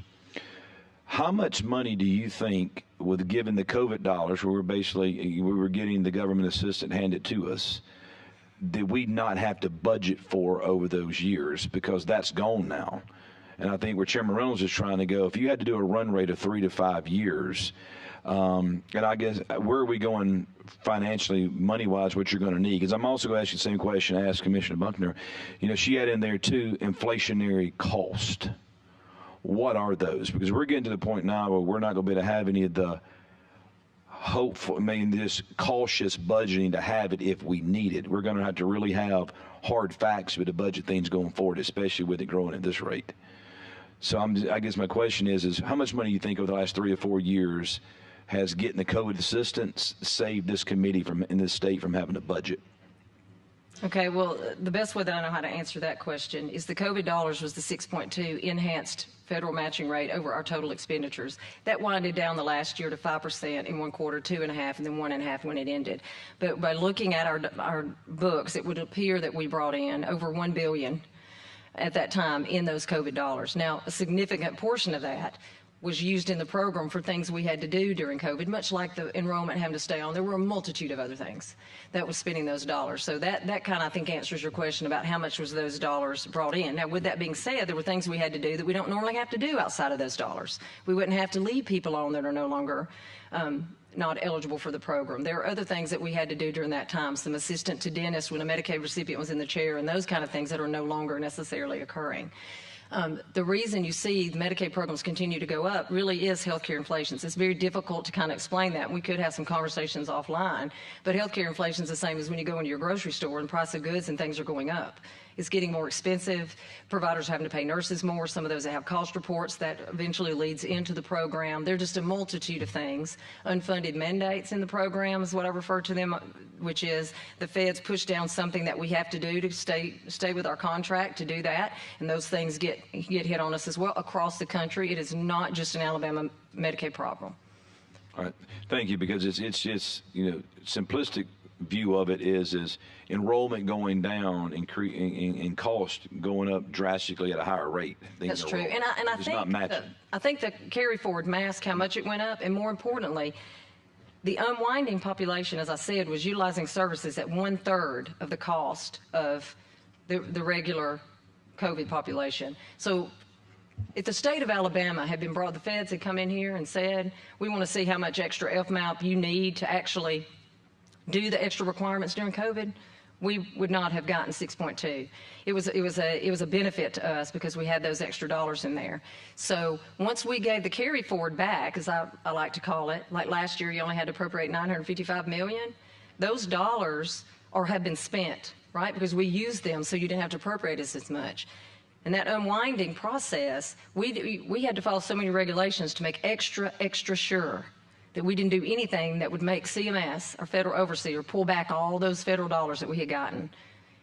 So we had to watch how we do that. So the cost going up wasn't really in relation to that population. It really is a lot of moving, multifaceted issues. All right, thank you. And also, I was going to tell you publicly, because we met a couple weeks ago, the three of us. Yeah, we did. It's good to Thank see you for doing the breakout. We told you sometimes you need to tell your story because sometimes there's a lot of misconception on who your programs really service. So thank you for putting those race and gender demographics out there. I think it probably raises some eyebrows on the people that may have thought otherwise. Yes, sir. We're happy to do you. so. Thank you. Ms. Hall, you have a question? Would you talk to me or tell me a little bit your providers, some medical doctors, and do you feel that you're receiving adequate service for the constituents that or the individuals that we provide service for? Yes, I believe so. I do. I don't have any reason to think otherwise. We actually have some programs set up to work with them to enhance some quality measures and get some quality incentives and things like that. So we're trying to not just be a payer of claims, because Alabama Medicaid is an insurance company. We don't provide medical services like other state agencies do. So we're trying really hard to help focus more on quality, so our recipients and members have to go to the doctor maybe less, so it can help bend that inflationary cost growth that we keep seeing go up. So, and the reason I raise that question because I have a couple of doctors I've spoken to, medical doctors, pediatricians mainly was one, and they would tell me that I'm not taking any more Medicaid because of the pay. That's so right. I thought you were speaking to the quality of care. Well, I was. I was. Okay. So now, from that, I'm saying when you look at the pay or the amount, if this is an insurance plan, it appeared that they're on a low plan in terms of pay. Am I? Well, we are generally, Medicaids across the nation generally pay at a less percentage than commercial. Okay. And a lot of time even under the Medicare rate. Now, there are certain codes that we pay more on Medicaid rate. There could be individual codes that we pay more than Blue Cross Blue Shield or other commercial insurance do on certain rates. This is one of the hardest parts of the program because we have to federally have access, show access to our federal overseer. So there are times when we can see that there are provider base, and particularly right now, I think the state, looking at dentists, we have a lot that are aging out. We don't have an access problem now, but I'm looking ahead. We track those kind of things to see what we're doing. So there has to be a process for us to methodically think through if rate increases are a component which can help maintain our contractual relationship with the federal government. But as you can see standing before you today, one of the hardest absolute things I have to do is have to sit down with wonderful providers on a regular basis who can show that their costs have gone up, they really need a larger rate increase, and it can be one of the most difficult things to have to tell them no. And the main reason is we need to look back at $1.2 billion slide. So there's a balance of trying to find that balance of being able to make a living. Obviously, we care very much about our providers. I put them in here as a major impact on our state for that reason. We couldn't do what we do without them. So it's a balance on how to do that. But there are certainly codes and rates that could make an argument that could be higher, even compared to some of the other states. And in some states, compared to the other states, we're higher in some certain codes. It's a very complex situation. You're welcome. Okay, thank you, Commissioner. We appreciate you. I what you do appreciate for our you. state and all your team. Thank you. I appreciate you having us here today. Thank you for all you do. Thank you. Director Ward. And then if I have to check out on you, I'll leave capable chairman involved here. I'm supposed to be at a conference at the My plan is to Lido go by quickly, 7. Mr. Chairman. Okay, that's what I'm talking about. I like being the Well, caboose. you on have days no like- increase over the 25 budget, sir. So No, we're actually going in for a level funded request. Yeah. Okay. So, hey, yeah, well, so real quickly, I'll get started because I know y'all are tight frame and it is tail light Thursday. Everybody's ready to get home. So starting off, our agency is a little complicated, not nearly the complicated level that you just heard from Medicaid and mental health. I do not envy my fellow cabinet members because they have a lot more moving pieces than I do. We, in short, are an agency of about 806 employees, half being parole officers, probation officers that are APO certified, the other half being their support staff, administrative personnel. Real briefly, we have 62 field offices that cover all 67 counties. That's primarily our, watching over someone who's on parole or probation, supervising and so forth. Then we have the 5-day reporting centers, 5-day reporting center lights. Those 10 centers together provide our rehabilitation component. We're an agency with 2 missions. One is law enforcement and making sure we supervise people who are on probation or parole. And then we're also a reentry program to make sure people who are out on probation or parole don't go back to prison. Those are our 2 primary missions, and you can see how the field offices and rehabilitation centers are spread around the state. We also have the Thomasville Regional Center, which will eventually become a women's reentry center for residents. And then we have the Perry County Prep Center, where I'll get to in just a minute. Very quick, one thing I did want to say is the reason we're talking about a level funded budget, one of the things I've undertaken is the ideal ratio of an officer to supervised individual. The ultimate ratio should be about 1 to 85, one officer to 85 clients. Right now, we almost meet that level. The difference is we're shifting around internally between different counties. I've had some counties where it was 1 to 140, and I had another county where it was 1 to 45. So internally, as opposed to coming to you asking for more money to fill vacant positions, we're moving vacant positions from county to county to meet the needs that they have, as opposed to just throwing more money at the problem. I think that readjustment's helped us deal with the caseload for each county. Next. So I just talked to you about our officers, personnel, staff. We're in all 67 counties. A lot of people do not realize, though, that we're one of the top 3 largest law enforcement agencies in the state. Some great officers, like I say, APO certified. Some have come to us from corrections. We've lost some to other agencies, but oftentimes they have multi-jurisdictional expertise. Budget requests. So this is kind of how we're spending our money already. As we say, we're talking about a level funding. You can see roughly 81 million of our $104 million comes from personnel costs. We spend on employee benefits, personnel costs in the field. Then the next biggest one are our rentals and leases. Somebody has to pay a rent on those field offices. We have to have somewhere to work, and those rents and leases have gone up post-pandemic, so we've had to tackle that a little bit. And you can see the utilities, fees, and services, which have also gone up. Our travel and maintenance has stabilized a little bit. Gas prices dictate that most often. Our officers, one of the things when I came here 5 years ago was to make sure we spent more time with the officers going out and interacting individually with people they're supervising, as opposed to them having to do so much paperwork every day. I want to get away from paper pushing and more into direct interaction with the people you supervise. So that's why you kind of see travel and maintenance is somewhat high, but personnel, hands down, dominates our budgeting. Next. So opioid funding, Mr. Chairman, I know I served on this commission with you. We received a total of $5.49 million in opioid funding. As we initially talked about in our request, you can see how we broke this down. Almost all of it is going into treatment and prevention care. We use that in our day reporting centers, and it's been very successful. We also have several RFPs out now that we're looking for bids back from private sector partners. We also use part of this money to partner up with other agencies such as mental health, DHR, so forth, so Veterans Affairs. We tend to look for partners as opposed to trying to expand everything within our own house. We look for partners that we can share some of our duties with, and I think that's going to pay big dividends. I really do. And it's been a big help to us because it leads to my next point, and that is one of the missions I've undertaken in addition to supporting our officers in the field is an initiative called Reentry 2030. Reentry 2030 is a nationwide project that's going on. Goals, part of it's through the White House, part of it is through council state government. And what it says is, what do you want to do? What do you want your post-incarceration population to look like at the end of the decade?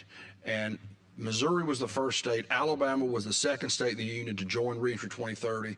My goal is by the end of this decade, we will reduce recidivism from the current rate of 29% down to 15%.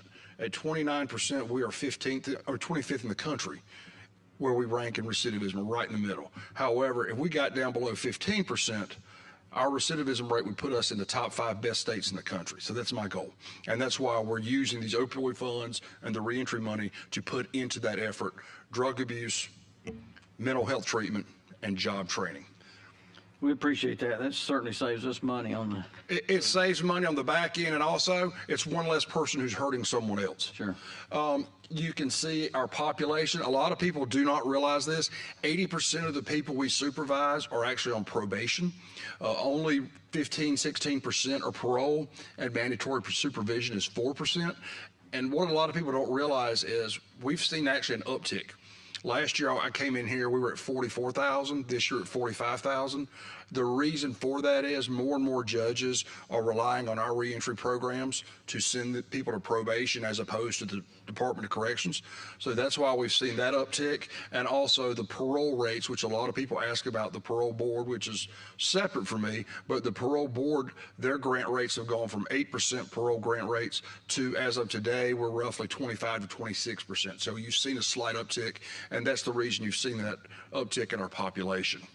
Also, the mandatory supervision, we still do the electronic monitoring, and that's been a big part of, that was money the legislature gave us, and it's worked really well in keeping track of people who are on mandatory supervision. You can see the parole grant rates, how they've gone up and down. I will say COVID really threw off a lot of things. We had a lot of meetings get canceled. Also, during the year 24 and 23, we actually had a board vacancy a couple times, so we only had 2 board members for part of the years. So that drove the numbers down as well. Luckily, so far for the rest of 24 and into 25, we have 3 board members, seem to be working very diligently with a large docket. But my prediction is when we get done with this year, the new norm going forward will be somewhere between 25 and 28% grant rate. I very much doubt you'll get much higher than that just due to the population you're dealing with on the dockets. But that's where the current rate is, which is the historical norms. And you can see the data here. You see our parole rates for 24 was 20%, up from that 8%. Pardons at 63%. Notice the jump just so far in 25. We're already at 26% parole grant rate. Pardons are at 66%. Again, I suspect these numbers, pardons will probably go up a little bit more. They're usually easier to solve and resolve, and you have a larger docket load to clear out. Paroles, in my opinion, again, I go back to my number before, anywhere between 25 and 28% is probably a realistic number looking at the docket you're dealing with. One quick question I get asked about a lot on this, and I don't have to tell you this, but there's been a question of why not have more people get paroled who are classified as low risk. There's been a discussion about what if we pass a law saying if you're low risk, it should be almost an automatic parole grant rate. I don't like looking at quotas, and I don't like looking at spreadsheets when it comes to public safety. You should look at each individual case, and let me tell you, when it comes to the risk assessment that's used to determine whether or not probation or parolees are high risk or low risk 9 times out of 10 means you were probably in prison for murder or rape. That's a low risk to recidivate. That's just the data shows that. High risk are actually your lower offenders, your property. There's a drug-fueled property crime, theft, burglary, robbery. That's actually the highest risk of recidivism. So any effort to go forward to say, you know what, low risk, we should just let them out automatically, that would mean opening the doors for formerly convicted murderers and rapists. And pretty sure that no one in this room wants to do that. So just to put that out there, that discussion, I get asked that question a lot by lawmakers. Yes, ma'am. So I have a question. The second chance bill, Yes. and they were talking about it being low risk. So you're just telling me that, They're probably, I think what they're saying is the length of time they served there. Now, that will also determine the risk assessment on second chance. On second chance, what they're saying is you got people right now who, they didn't commit murder, they didn't commit rape. It's not my bill, but I understand what you're saying. They didn't commit those crimes, but we're going to offer a second chance for resentencing for these folks who were crimes that were committed under the Habitual Offender Act, but they didn't physically hurt somebody. okay, all right, thank you. That's what they're getting at there. And the difference is you're going to go life without parole to the very few cases that are going to be affected. You'll probably end up going to life. I mean, you're not going to see them walk out the door that day if this bill passes, if that bill passes. And we hope they look at their disciplinary history while in prison. Well, and that's the point of having a review of everybody, because the disciplinary reports, those files, and we have libraries of these files. Trust me when I say those reports are very revealing. They can tell you effort that's being made to improve yourself, but they can also tell you if someone you can tell obviously has not been rehabilitated. And then I have to go to this because I talk about this everywhere I go. So you see our Perry County Prep Center. We opened in April 21st, 2022. Really, that was about 6 months before our first graduates came in. It includes, again, my theory of recidivism reduction, mental health treatment, job training, and substance abuse treatment.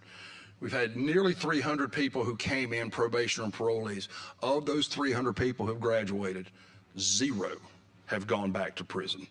And that is significant because even we were recently recognized as one of the top 5 most innovative programs in the country when it came to ideas on how to do this. And we have states every day. In fact, next week, the deputy commissioner from Mississippi DOC is coming over to look at these programming. So I think we're leading the way nationwide on how to do reentry. And I'll leave you with this story because we did pretty good timing. Y'all, we have 15 private sector employers, in addition to our dear friends and partners, Ingram State Technical College, that are working with us on putting people in jobs. If they get their mental health issues addressed, if they get their substance abuse issue fixed, and they get a good paying job, they just don't come back. I saw a guy here about a year ago. He left, came back. He's a welder. Never coming back to our program again. He's making $85,000 a year, has his own house. He's not going to commit a crime again. That's the point of this center, and I think it's a role model that we can use going forward nationwide. So that was my quick way of trying to help you guys get out of here on a Thursday. But what can I do for y'all? Any question, members? Ms. Hall? I just wanted to say many compliments to you. I've attended conferences, et cetera, where individuals have heard your presentation and have observed the work that you do, to say thank you. Well, thank you. Ms. Hall, having served with you, I'm glad, because you were pretty rough on me way back when, so I appreciate that. I'll take it from you, Ms. Hall. Ms. Warren, do you have a question? Okay. Blackshear. I was got one comment, and Commissioner, thank you first off. You should be applauded for doing what you've done. You come along with the department since you've been over there. Who knew that you can take one of us and go somewhere and do something good, according to what people say. But thank you. Number one, level funding. I think it's important to say, I know a lot of people have left the room, but we're just doing some quick numbers, and I don't want to pick on Medicaid because it's not it specifically, but I think it's a great example to look at. We can talk about COVID dollars. We can talk about inflationary costs and everything. But I challenge our department heads and everyone that submits a budget to really start and tighten their belts. Because if you go back and compare fiscal year 2021 to the current request, which basically, if you look at it, the number of individuals on the rolls of Medicaid is pretty much a wash. It's a $345 million increase to run the program for the same amount of people that were on there just fiscal year 2021. So if that's going to be the same type of uptick for every single program that this general fund committee, we budget for, that's problems coming really quick at us, and we need to make sure that we start addressing them now, because right now we have no additional streams or net new revenue coming in. So the only way we're going to be able to make sure we meet the needs of our citizens and the growing needs is to tighten our belts, really focus on inflationary costs, because I think if you build some of that into your budget, you're going to be taking it from somebody else that may need it for services for our citizens. So I just challenge everybody through the budget process to really make sure they truly understand every dollar they say they need goes for a service directly to an individual of the state. Thank you, Representative. And I'll just tell you real quick in closing, I'll say this. One, having sat in your shoes, you will not be able to sustain 3, 4, 5% growth every year.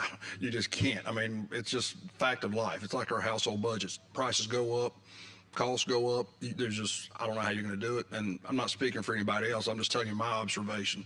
Final thing I would say is this. At the end of the day, I know a lot of times we feel like we come to you and we should respect you because you hold the purse strings. But there's a lot of things we can do, and we're doing it right now internally, where we partner with this agency or that agency, develop these agreements, come up with projects so that we're not overlapping. Maybe you have resources and I have resources. We combine them together and share them to pull down a federal grant. You know, we can get creative on the executive branch side, sometimes without a new law or you sending us more money. Maybe there's a way we can do it. We're going to have to be more creative as the belt gets tighter and tighter going forward. Yeah. So thank you, Mr. Chairman. I appreciate what you do, and I see some of your staff here, and your day centers are awesome, and then we get that last page right. All those front numbers start going down, so we really appreciate that. Appreciate your work on the Opioid Commission. You always contribute and have ideas, and that program was an idea of yours, and it's really making a difference. So appreciate that. Thank you, members of the committee. Members, thank you for hanging in here. Have a safe trip home.